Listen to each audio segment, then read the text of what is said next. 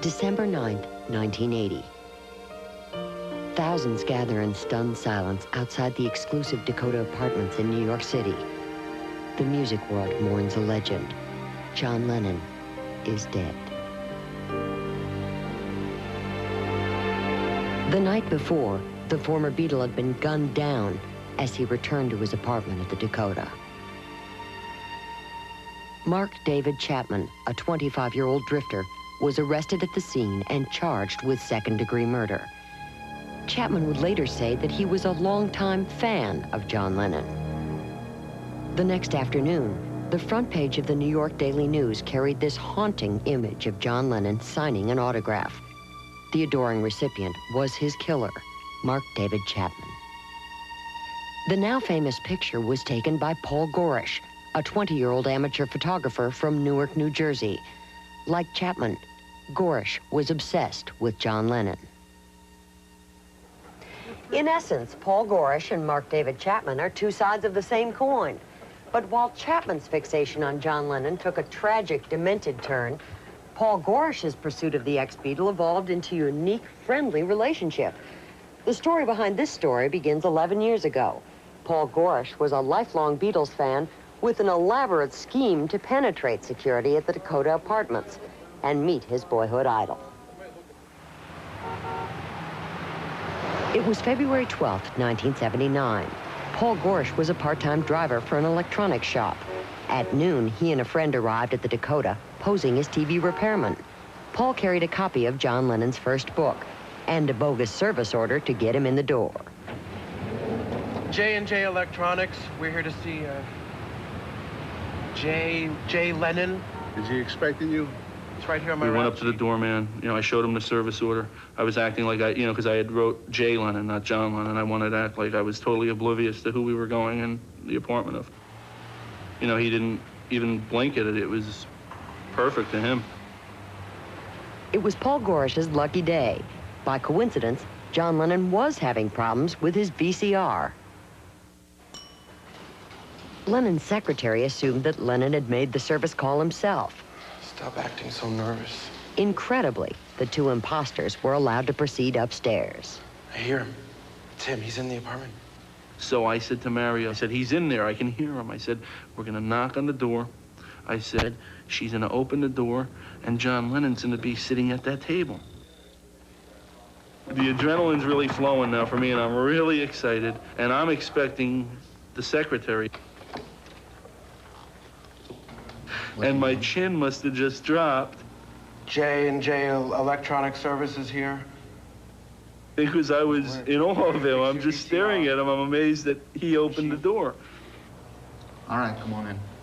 It was really funny because I honestly think he detected that something was funny. And it must have been from my reaction, maybe, because I was so excited when I saw him. Maybe he had seen that look before, you know, of a fan. Who sent for you anyway? Paul's scheme to get an autograph soon backfired.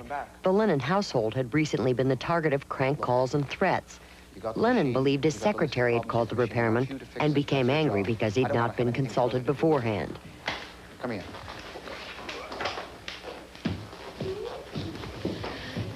The secretary suggested that Paul return in a few days when Lennon had calmed down. Have you guys come back another time? Sure, sure.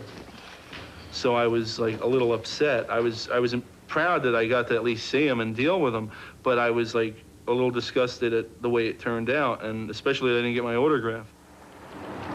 4 days later, Paul scheduled another appointment with Lennon's secretary. She had no idea that Lennon no longer had a problem with his VCR. He simply purchased a new one. Unaware, Paul and another friend arrived at the Dakota.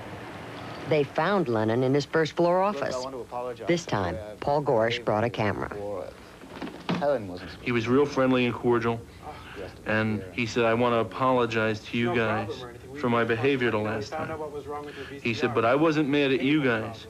He said, I was mad at my secretary. And I almost wanted to tell him at that point, well, you know, it wasn't her fault either, because I'm just a fan, but I still wanted to get my book signed. Come on. Actually, last time I was here, I brought a copy of your book with me, and I have it with me now. I was wondering if maybe you'd autograph it. He says, I don't give autographs hardly anymore. He says, but I figure I owe you that much. I really don't want to. And then he spots an Instamatic camera that I had. Photographs. Oh, just one? No, I'm sorry, no photographs. I'll tell you what I'll do. I'll make a deal with you. I'll autograph your book if you don't take any photographs, all right? Have you got a pen?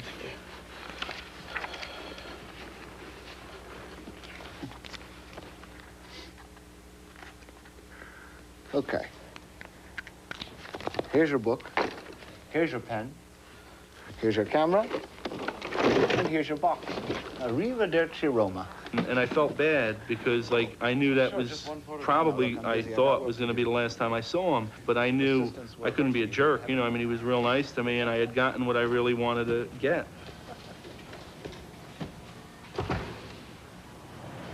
John. Hi, remember me? Yeah, you were the fellow come to repair the VCR. Right. However, the autograph merely served to whet Paul's appetite, and he soon returned to the Dakota. It'll just take a minute. No, look, I let you in my apartment. I signed your book. I don't want you to take my photo. Leave me alone.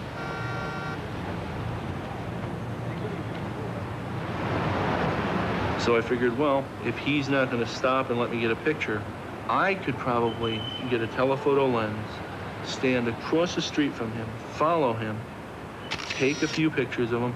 He'll never be any the wiser, and he doesn't get upset. I have my pictures, and everybody will be happy.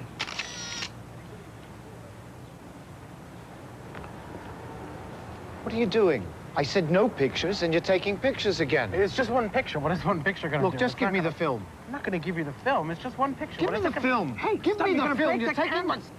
I said, what are you so worked up for? He said, you said to me you were a fan.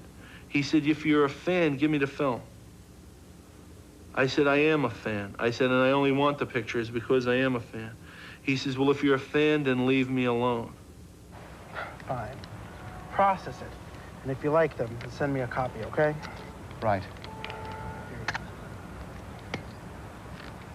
I said no pictures. And I was just disgusted at, you know, now he's mad again.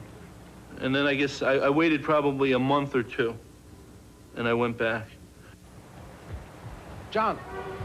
What do you want this time? I don't have my camera. I don't have my camera. And I said, John, I just want to talk to you for a minute. Look, you come up to me. You know, I'd never meant to cause you any grief. I said, I really, really feel bad that you had gotten angry. I said, and if you tell me to leave you alone, I said, right now, I said, I will never come back here again. I will never come back. And I remember him looking right in my eyes, and he said, stop looking at me as a beetle. You got to treat me just like you would treat anyone else. And he said, come on. And we walked, and we went for a walk. Do you still work for that television repair company? Paul Goresh began to live out the fantasy of every Beatles fan. From time to time during the months that followed, Lennon would let Paul tag along when he ran errands and took walks in the neighborhood. You know, we had gone for walks on several occasions, and sometimes they wouldn't be long at all. I mean, I don't want to be misleading. Sometimes they'd be 5-10 minutes, but they were an eternity for a fan.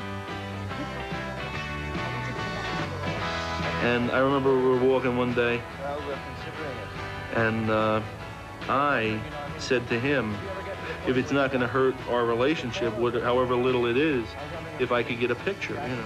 And he laughed, and he said, yeah. He says, when we're ready to go public, he said, I'll have my guy call you, and you can take all the pictures you want then. He says, because I think I'm getting ready. 6 months later, John Lennon hired a professional photographer to promote his return to the music world after a 5-year hiatus. Remarkably, Lennon kept his promise to Paul Goresh. He invited Paul to bring his camera and attend the session. Paul, get your shot? Yeah.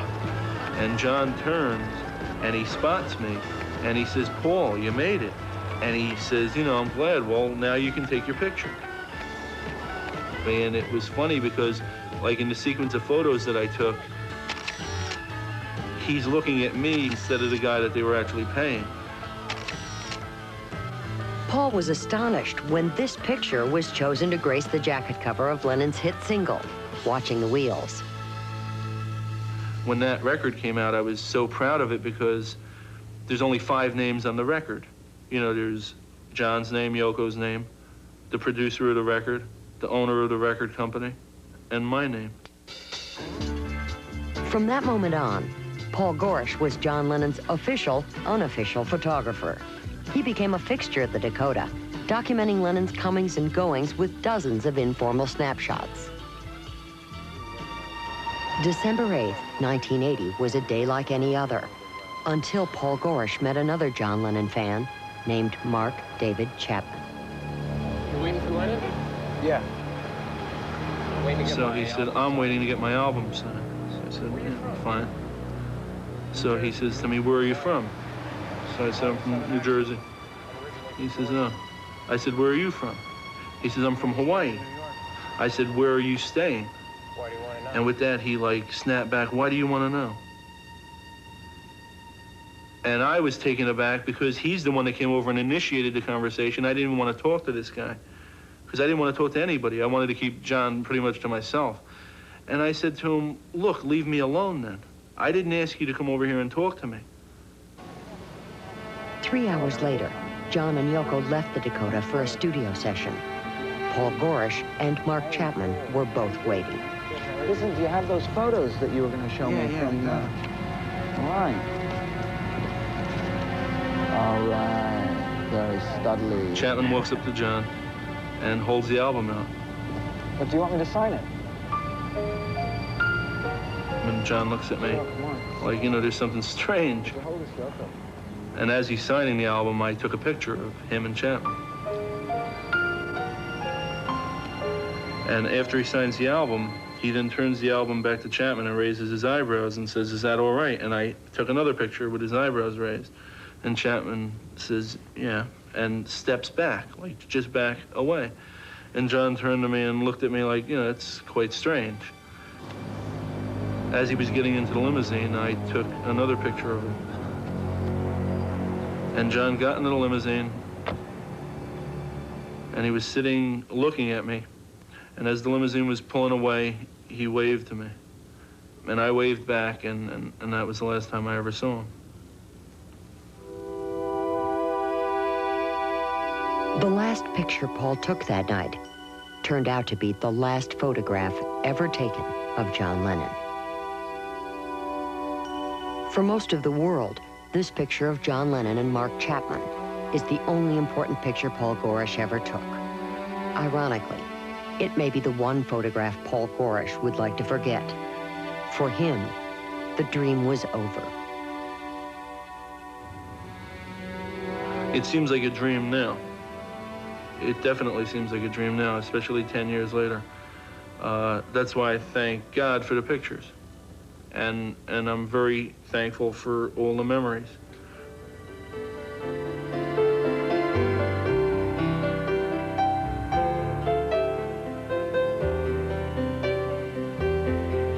He owed me nothing, but here's a man that's so special, and he's bothering to care a little bit about me, and I'll always remember that, and it'll always be special to me because he was so decent.